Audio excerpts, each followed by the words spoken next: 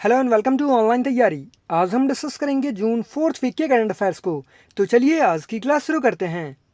आज का सबसे पहला क्वेश्चन है हमारा कि हाल ही में किस आईआईटी ने भारतीय रिसीवर चिप ध्रुव को डेवलप किया है। तो अभी हाल ही में आईआईटी बॉम्बे ने एक चिप डेवलप किया है जिसका नाम है ध्रुव।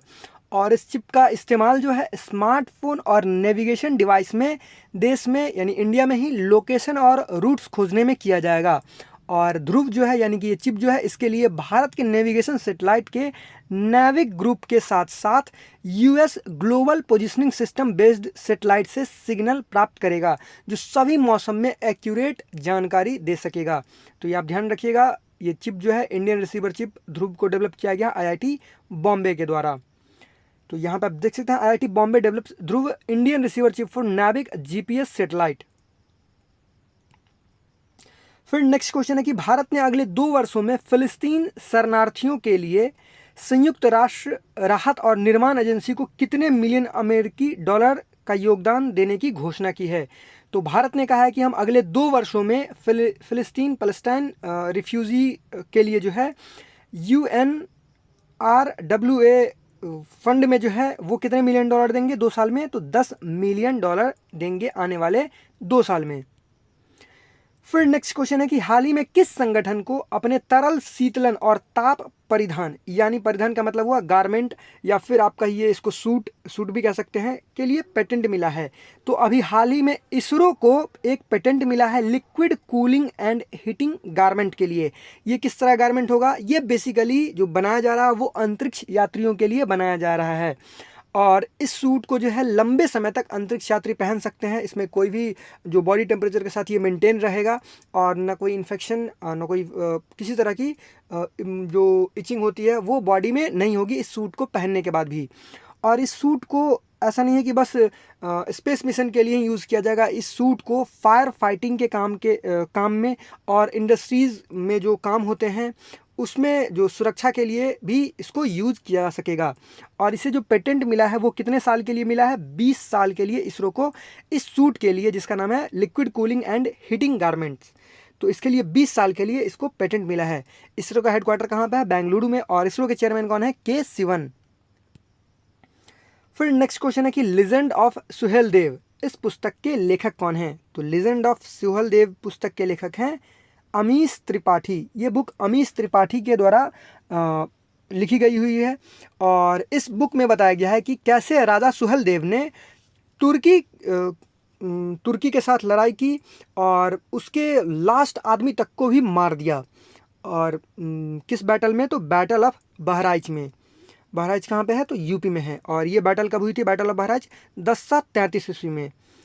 तो इसमें सब लोग सुहेलदेव के बारे में बहुत लोगों को नहीं पता होगा, बहुत लोग पहली बार सुन रहे होंगे। सुहेलदेव एक भारतीय राजा थे और उन्होंने तुर्कियों को हर एक मतलब एक एक तुर्की सेना को मार गिराया था।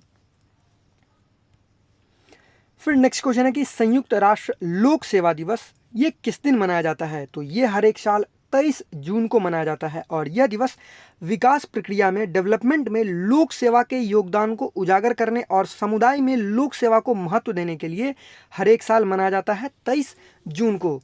तो ये आप ध्यान में रखिएगा, यूएन के द्वारा ये दिवस मनाया जाता है।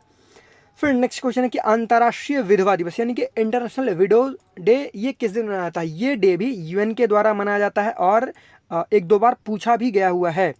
तो ये इंपॉर्टेंट है, ध्यान में रखिएगा। ये डे भी जो है 23 जून को मनाया जाता है यूएन के द्वारा।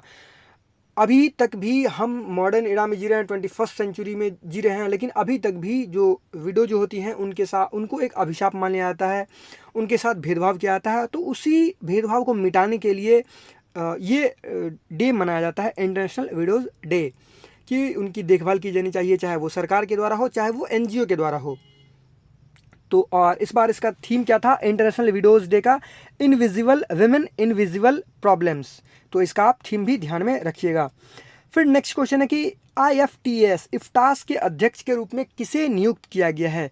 तो इफ्टास कहने का मतलब है Indian financial technology and allied services. और इफ्टास जो है RBI की पूर्ण स्वामित्व वाली कंपनी यानी कि एक सब्सिडरी कंपनी है, फुल ऑन्ड सब्सिडरी कंपनी है RBI की इफ्टास। और इफ्टास के चेयरमैन बने हैं कौन, T रविशंकर। और वहीं पे डॉक्टर एन राजेंद्रन को जो है इसका सीईओ नियुक्त किया गया है। फिर नेक्स्ट क्वेश्चन है कि नशीली दवाओं के दुरुपयोग और अवैध तस्करी के खिलाफ अंतर्राष्ट्रीय दिवस कब मनाया जाता है? तो नशीली दवाओं के दुरुपयोग और अवैध तस्करी के खिलाफ अंतर्राष्ट्रीय दिवस ये हर एक साल 26 जून को मनाया जाता है। और रिपोर्ट के अनुसार ये कहा गया है कि इंडिया में भी जो है जो अवैध जो ड्रग्स जो होते हैं उसका उपयोग जो है, कंजम्पशन जो है वो 10 सालों में लगभग 30% तक बढ़ गया है, कम नहीं हुआ है, बढ़ गया है। और हम इसीलिए ये दिवस मना रहे हैं कि ड्रग का इस्तेमाल जो है वो हानिकारक होता है, ख़तरनाक होता है, तो इसका यूज़ नहीं होना चाहिए। जो टीनेजर्स जो हैं वो बहुत ही ज़्यादा इसका ड्रग्स का यूज़ करते हैं। तो इसका थीम क्या था इस बार? Better knowledge for better care, better knowledge for better care, और ये डे 26 जून को मनाया जाता है। फिर नेक्स्ट क्वेश्चन है कि एमएसएमई डे यानी कि micro small and mediums enterprises day ये किस दिन मनाया जाता है? तो ये हर एक साल 27 जून को मनाया जाता है। एमएसएमई जो है ये किसी भी देश के लिए, चाहे वो डेवलप्ड कंट्री हो या फिर डेवलपिंग कंट्री हो, किसी भी देश के लिए ये किसी भी देश के इकोनॉमी के लिए एक बैकबोन की तरह काम करती है। और वहीं पे अगर डेवलपिंग कंट्रीज़ की बारे में बात आए तो वहाँ पे तो ये कुछ ज़्यादा ही बैकबोन की तरह इकोनॉमी को बढ़ाने में काम करती है। तो इसीलिए आपने देखा होगा कि अभी कोविड-19 के बाद जो है एमएसएमई सेक्टर में इतने हज़ार करोड़ रुपए को इन्वेस्ट किया गया। एमएसएमई देखिए, माइक्रो एंटरप्राइजेज में वो हुआ जिसमें 25 लाख तक इन्वेस्टमेंट हुआ हो, चाहे प्लांट में हुआ हो, मशीनरी में हुआ हो, चाहे लैंड एक्विजिशन में हुआ हो, कुछ किसी चीज़ में हुआ हो। अगर 25 लाख तक इन्वेस्टमेंट है तो वो एक माइक्रो एंटरप्राइजेज है। वहीं पे स्मॉल एंटरप्राइजेज का मतलब हुआ कि 25 लाख से ऊपर और 5 करोड़ से कम इन्वेस्टमेंट। और मीडियम एंटरप्राइजेज का मतलब हुआ 5 करोड़ से ज़्यादा लेकिन 10 करोड़ से कम। तो ये एमएसएमई डे 27 जून को मनाया जाता है। फिर नेक्स्ट क्वेश्चन है कि अभी हाल ही में इंग्लिश प्रीमियर लीग 2019-20 को किसने जीता? ये हम बात कर रहे हैं किसके बारे में? फुटबॉल के बारे में। तो अभी तक 30 सालों के अंतराल में ये इंग्लिश प्रीमियर लीग ईपीएल को पहली बार जीता है लिवरपूल ने। और लिवरपूल ने किसको हराया? तो क्रिस्टल पैलेस को हराया। फिर नेक्स्ट क्वेश्चन है कि मैरी लेबोन क्रिकेट क्लब एमसीसी के अध्यक्ष के रूप में किसे नियुक्त किया गया है? तो एमसीसी जो है अभी तक कितने साल हो गए इसको बने हुए? एमसीसी को 233 साल। और इस 233 साल के इतिहास में ऐसा पहली बार हुआ है कि एमसीसी की जो अध्यक्ष होंगी वो कौन होंगी? एक महिला होंगी और इनका नाम है क्लेयर कोनोर। क्लेयर कोनोर। और ये किनको रिप्लेस करेंगी? तो कुमार संगकारा को। तो कुमार संगकारा जो है इसी साल रिटायर होते हैं, लेकिन कोविड-19 के कारण, वैसे एमसीसी का जो चेयरमैन का जो प्रेसिडेंट का जो सीट जो होता है वो मात्र 1 साल के लिए ही होता है। हर एक साल में जो है इसके प्रेसिडेंट चुने जाते हैं। लेकिन कोविड-19 के कारण कुमार संगकारा को 1 साल का एक्सटेंशन मिला है, यानी कुमार संगकारा अक्टूबर 2021 में यहाँ से रिटायर होंगे, अपना पद खाली करेंगे और उसके बाद क्लेयर कॉनर जो है एमसीसी की प्रेसिडेंट पद पर नियुक्त की जाएंगी। तो ये आप ध्यान में रखिएगा, सुपर इम्पोर्टेंट क्वेश्चन है ये है क्लेयर कॉनर। फिर नेक्स्ट क्वेश्चन है कि संसदवाद का अंतर्राष्ट्रीय दिवस यानी कि पार्लियामेंटरिज्म ये इंटरनेशनल डे किस दिन मनाया जाता है? इंटरनेशनल डे ऑफ पार्लियामेंटरिज्म ये किस दिन मनाया जाता है? पार्लियामेंट के बारे में, संसद के बारे में लोगों को जागरूक करने के लिए कि संसद की महत्ता क्या है। तो इसके लिए ये दिवस जो है हर एक साल मनाया जाता है 30 जून को। और कोविड-19 पैंडेमिक के बावजूद भी आप देख रहे होंगे इंडिया भी एक यहाँ पे भी पार्लियामेंट है और लोकतांत्रिक देश है भारत। तो इंडिया में बहुत सारे कानूनों और प्रक्रियाओं को संशोधित किया जा रहा है अभी भी, और बहुत सारे संसदीय बैठक और सर्वदलीय बैठक किए जा रहे हैं। इकोनॉमी को सुधारने के लिए, जॉब्स को क्रिएट करने के लिए, लाइवलीहुड्स को प्रोवाइड करने का काम किया जा रहा है। और कहा भी जाता है कि मजबूत जो संसद होती है, मजबूत जो पार्लियामेंट होता है वो लोकतंत्र की आधारशिला होती है। फिर नेक्स्ट क्वेश्चन है कि विजडन इंडिया द्वारा फेसबुक पर किए गए एक सर्वेक्षण में पिछले 50 वर्षों में भारत का सबसे महान टेस्ट बल्लेबाज किसे चुना गया है? तो विजडन इंडिया द्वारा फेसबुक पर एक सर्वे किया गया और इसके अनुसार भारत का सबसे महान टेस्ट बल्लेबाज चुना गया है राहुल द्रविड़ को। राहुल द्रविड़ को 52% वोट मिला। और वहीं पे दूसरे नंबर पर है सचिन तेंदुलकर, तो उनको मिला 48% वोट। तो ये आप ध्यान में रखिएगा। वहीं पे आप बस इनका ध्यान रखिएगा कि राहुल द्रविड़ पहले नंबर पे थे, दूसरे नंबर पे सचिन तेंदुलकर, तीसरे नंबर पे सुनील गावस्कर और वहीं पे चौथे नंबर पे कौन थे? विराट कोहली। यहाँ पे आप देख सकते हैं India's greatest test batsman in the last 50 years, इन्हें द वॉल के नाम से भी जाना जाता है। फिर नेक्स्ट क्वेश्चन है कि स्विस बैंक में जमा धन के मामले में भारत की रैंक क्या है? तो स्विस बैंक में जमा धन के मामले में भारत की रैंक है 77th। इस बार जो रिपोर्ट आई है इसके अनुसार भारत की रैंक है 77th। और जो हम 3 पायदान नीचे आ गए हैं, यानी कि हमारा पैसा स्विस बैंक में कम हुआ है। पहले हम थे 74th रैंक पे और अब है 77th रैंक पे। तो सबसे ज़्यादा स्विस बैंक में किन का पैसा है? तो वो यूके का ही है, यूके का ही है। स्विस बैंक में सबसे ज़्यादा कितना पैसा? टोटल पैसा का 27% पैसा यूके का है। वहीं पे दूसरे नंबर पे यूएसए का पैसा है स्विस बैंक में और तीसरे नंबर पे वेस्ट इंडीज़ का है। तो ये ध्यान में रखिएगा। और ऐसा नहीं है कि सब कोई भी अगर खोलना चाहे स्विस बैंक में अकाउंट वो खोल सकता है। बस खोलने के लिए $1,00,000 चाहिए होंगे और उस पर जो मेंटेनेंस का जो खर्च आता है वो $300 आई थिंक पर ईयर है। इसमें पाकिस्तान का रैंक था 99th और बांग्लादेश का रैंक था 85th।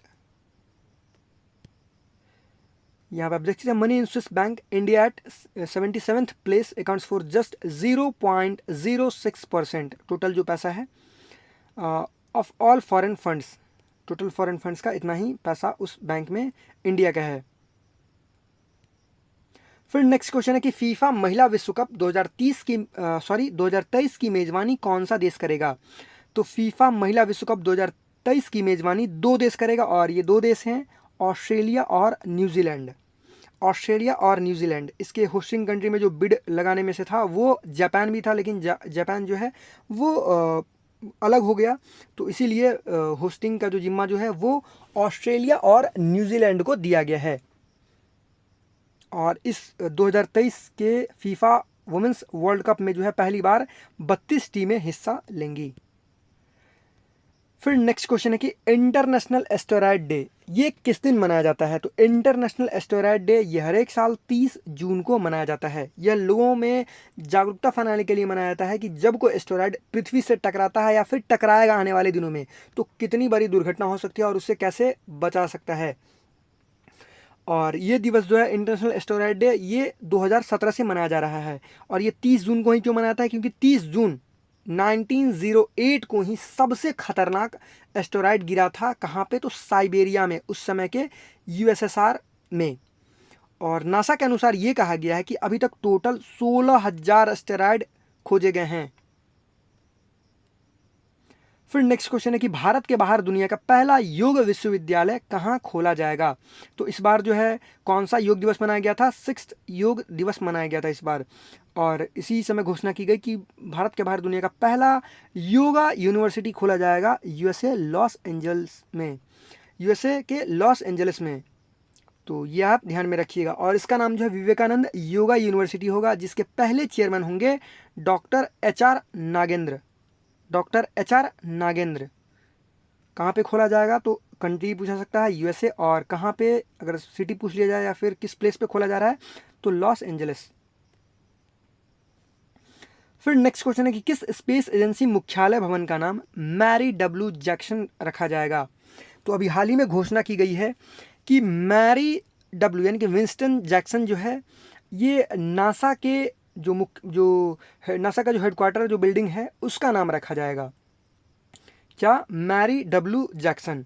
और वह नासा की जो है मैरी डब्ल्यू जैक्सन जो है वह नासा की पहली अफ्रीकन अमेरिकन महिला इंजीनियर थी।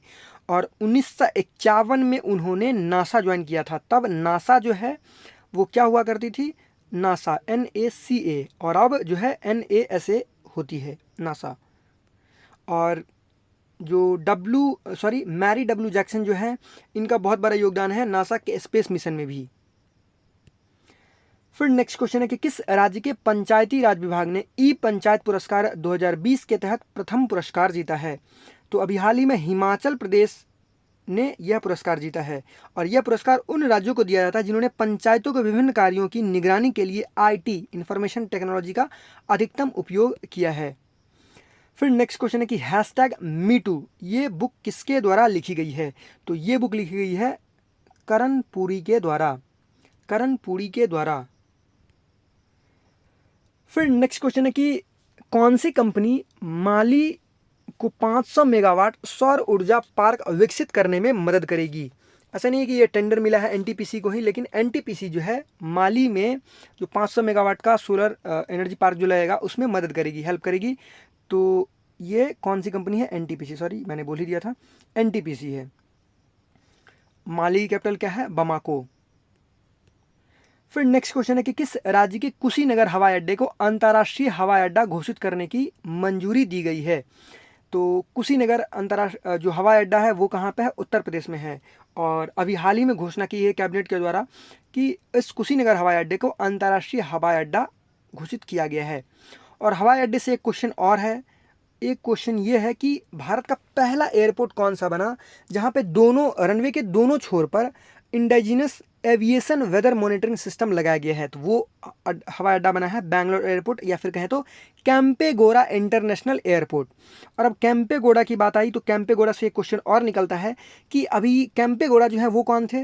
एक तो वो बेंगलुरु के फाउंडर थे, बेंगलुरु की स्थापना उन्होंने ही की थी, कैंपेगोड़ा ने ही। और उनके 511वें एनिवर्सरी पर, कैंपेगोड़ा के 511वें एनिवर्सरी पर कैंपेगोड़ा इंटरनेशनल एयरपोर्ट के पास ही उनका जो स्टैचू है उसकी आधारशिला रखी गई। ये स्टैचू जो है कितने फीट की होगी? 108 फीट की स्टैचू होगी, ब्रॉन्ज स्टैचू होगी।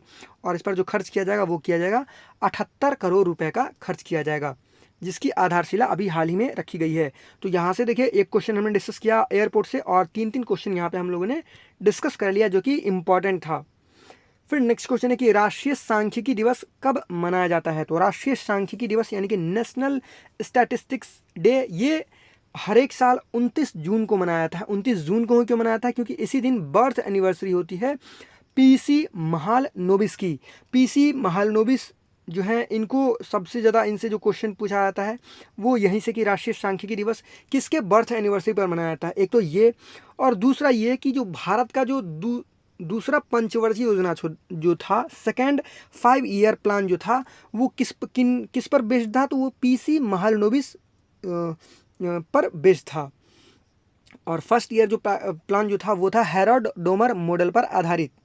और फर्स्ट जो प्लान था, पहली पंचवर्षीय योजना जो थी वो एग्रीकल्चर, उसमें एग्रीकल्चर डेवलपमेंट पर ध्यान दिया गया। और दूसरी जो पंचवर्षीय योजना थी जिसका मॉडल तैयार किया था पीसी महालनोबिस ने, वो जो थी इंडस्ट्रियल डेवलपमेंट पर इसमें ध्यान दिया गया था। फिर नेक्स्ट क्वेश्चन है कि किस राज्य ने कोविड-19 रोगियों पर एक प्लाज्मा थेरेपी परीक्षण प्रोजेक्ट प्लैटिना शुरू किया है? प्रोजेक्ट प्लैटिना इसलिए इंपॉर्टेंट है क्योंकि कहा जा रहा है कि ये दुनिया का सबसे बड़ा प्लाज्मा थेरेपी ट्रायल होगा, और इसे नाम दिया गया है प्रोजेक्ट प्लैटिना। तो ये शुरू किया जा रहा है महाराष्ट्र में, महाराष्ट्र में। और अभी हाल ही में घोषणा की गई है कि न्यू दिल्ली में भारत का पहला प्लाज्मा बैंक बनेगा। फिर नेक्स्ट क्वेश्चन है कि विनी महाजन किस राज्य की पहली महिला मुख्य सचिव बनी हैं? तो विनी महाजन पंजाब की पहली महिला होंगी जो कि पंजाब की चीफ सेक्रेटरी होंगी। फिर नेक्स्ट क्वेश्चन है कि आयरलैंड के नए प्रधानमंत्री कौन बने हैं? तो आयरलैंड के नए प्रधानमंत्री बने हैं माइकल मार्टिन। पहले कौन थे? लियो वराडकर, लियो वराडकर थे पहले, और अब बने हैं माइकल मार्टिन। तो माइकल मार्टिन जो बने हैं, तो पहले क्या हुआ था कि इन्होंने, माइकल मार्टिन ने जो है अपोजिशन पार्टी के साथ ही अलायंस बना लिया है, और माइकल मार्टिन जो है नए प्रधानमंत्री बने हैं आयरलैंड के। आयरलैंड की कैपिटल है डबलिन। फिर नेक्स्ट क्वेश्चन है कि यूएन द्वारा कोरोना वायरस महामारी से लड़ने के प्रयासों के लिए किस राज्य के स्वास्थ्य मंत्री के शैलजा को सम्मानित किया गया है? तो अभी हाल ही में केरला के स्वास्थ्य मंत्री के शैलजा को सम्मानित किया गया है यूएन के द्वारा। उन्होंने जो कोरोना वायरस से जो लड़ाई लड़ी है, कोरोना वायरस को जो क्योंकि पता होगा आपको कि केरला में कोरोना वायरस कोविड-19 के पहला केस जो आया था वो भारत में केरल में ही आया था। लेकिन अभी तक अगर मैं जब ये वीडियो रिकॉर्ड कर रहा हूँ, अभी तक 45 तक केस ही है केरला में, मे भी कहीं बढ़ गए होंगे। और अभी तक जो डेथ है वो आई थिंक 25 ही है। तो इसे बहुत हद तक कम किया गया है।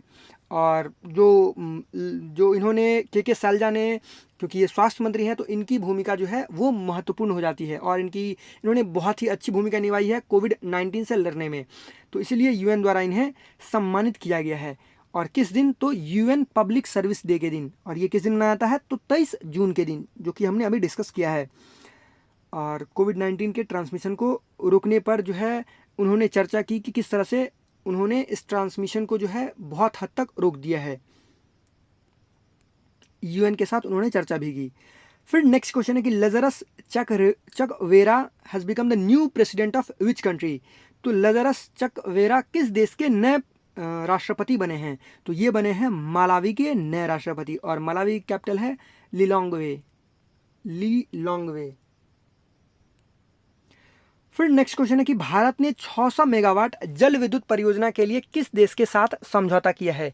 तो अभी हाल ही में भारत ने भूटान के साथ 600 मेगावाट जल विद्युत परियोजना के लिए समझौता किया है। और ये हाइड्रो इलेक्ट्रिक प्रोजेक्ट जो है इसका क्या नाम है? तो Kholongchhu hydro electric project, Kholongchhu. और ये कहाँ पे बनेगा? तो ये भूटान में ही बन रहा है। और ये कब तक तैयार हो जाएगा? 2025 तक ये तैयार हो जाएगा।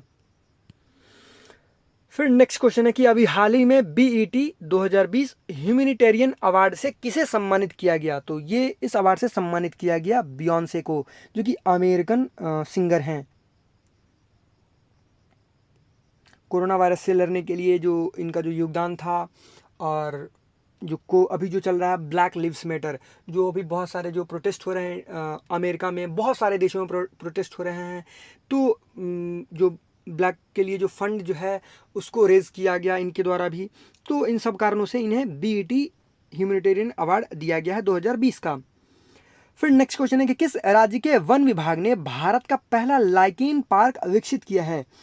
तो अभी हाल ही में उत्तराखंड के वन विभाग ने भारत का पहला लाइकेन पार्क विकसित किया है। लाइकेन एक तरह का फंगस होता है, और कहा जा रहा है कि दुनिया में 20,000 से ज़्यादा लाइकेन की प्रजातियां पाई जाती है पूरे वर्ल्ड में। वहीं पे इंडिया में 2714 लाइकेन की प्रजातियां हैं, और वहीं बस उत्तराखंड में लाइकेन की 600 प्रजातियां पाई जाती है। और ये उत्तराखंड में कहाँ पे बनाया जा रहा है पहला लाइकेन पार्क? तो ये बनाया जा रहा है मुंस्यारी में, जहाँ पे लाइकेन की सबसे ज़्यादा प्रजातियाँ पाई जाती है। लाइकेन का बहुत तरह से यूज़ किया जाता है। सबसे पहला और सबसे बहुत ही इम्पोर्टेंट यूज़ हवा को साफ़ रखने में ये मदद करता है, और इसका दवा में मेडिसिनल यूज़ होता है। फिर खाने में इसका यूज़ किया जाता है। तो ये कहाँ पे पार्क खोला जा रहा है? उत्तराखंड में। फिर नेक्स्ट क्वेश्चन है कि किस देश ने डोनाल्ड ट्रंप के खिलाफ गिरफ्तारी वारंट जारी किया है? तो अभी हाल ही में डोनाल्ड ट्रंप के खिलाफ ईरान ने गिरफ्तारी वारंट जारी किया है, और साथ ही साथ ईरान ने इंटरपोल से भी मदद मांगी है कि उनके जो ईरान के जनरल जो थे, कुद्स के जो चीफ थे कासिम सुलेमानी, जो उनको जो मार दिया गया था जनवरी 2020 में, तो उसके खिलाफ जो है ट्रंप पर कार्रवाई की जाए। और इंटरपोल से भी मदद मांगी गई है कि उनके गिरफ्तारी के लिए जो है वो इंटरपोल मदद करे, और इसमें जो कोई भी इन्वॉल्व थे उनको भी गिरफ्तार किया जाए। तो ये सब अब हो रहा है। फिर नेक्स्ट क्वेश्चन है कि आईसीसी एलिट पैनल में शामिल होने वाले सबसे कम उम्र के एम्पायर कौन बन गए हैं? तो आईसीसी एलिट पैनल में शामिल होने वाले सबसे कम उम्र के एम्पायर बन गए हैं नितिन मेनन। ये एक क्रिकेटर भी रह चुके हैं, लेकिन इन्होंने 22 वर्ष की उम्र में ही क्रिकेट को छोड़ दिया, और 23 वर्ष की उम्र में ये एम्पायर बन गए, इंटरनेशनल एम्पायर बन गए। और अब ये मात्र अभी 36 वर्ष के हैं और एलिट पैनल में शामिल हो गए। और साथ ही साथ आईसीसी के एलिट पैनल में शामिल होने वाले ये तीसरे भारतीय हैं। तो पहले भारतीय कौन थे? एस रवि और एस वेंकट राघवन। तो इस क्वेश्चन का आंसर होगा नितिन मेनन, क्योंकि ये सब बहुत ही कम उम्र के हैं आईसीसी एलिट पैनल में शामिल होने वाले। तो चलिए अब दो तीन न्यूज़ है उसको डिस्कस कर लेते हैं। सबसे पहला न्यूज़ है कि नेशनल टीवी एलिमिनेशन प्रोग्राम 2019, और इसमें अवार्ड दिया गया है छोटे स्टेट में नागालैंड और त्रिपुरा को। यानी कि टीवी की रोकथाम के लिए जो सबसे अच्छा जो कार्य किया गया है वो किसके द्वारा किया गया है? छोटे स्टेट में नागालैंड के द्वारा और फिर त्रिपुरा के द्वारा। वहीं पे अगर बड़े स्टेट की हम बात करें तो बड़े स्टेट में गुजरात और आंध्र प्रदेश के द्वारा सबसे अच्छा कार्य किया गया है टीबी को एलिमिनेट करने के लिए, टीबी मुक्त भारत बनाने के लिए। भारत का जो टारगेट है टीबी मुक्त भारत का वो है 2025 तक, और 2030 तक मतलब एक भी केस दिखाई नहीं देना चाहिए। तो ये आप ध्यान रखिएगा। और यूनियन टेरिटरी में जो दिया गया है वो दादरा एंड नगर हवेली और दमन एंड दीव को बेस्ट स्कोर। फिर नेक्स्ट न्यूज़ है कि Indian navy inducts indigenously developed torpedo decoy system Maareech. तो भारतीय नौसेना ने एक anti torpedo decoy system Maareech को अपने बेड़े में शामिल किया है। इसका नाम ध्यान रखिएगा, मारीच।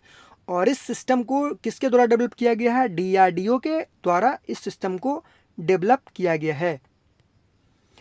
तो यह वीडियो का अंत। आई होप आपको ये वीडियो अच्छा लगा हो, और अगर आपको ये वीडियो अच्छा लगा हो तो प्लीज़ इस वीडियो को लाइक कीजिएगा, इस वीडियो को शेयर कीजिएगा और हमारे चैनल ऑनलाइन तैयारी को सब्सक्राइब कीजिएगा, जिससे आपको हमारी आने वाली वीडियो मिलती रहे।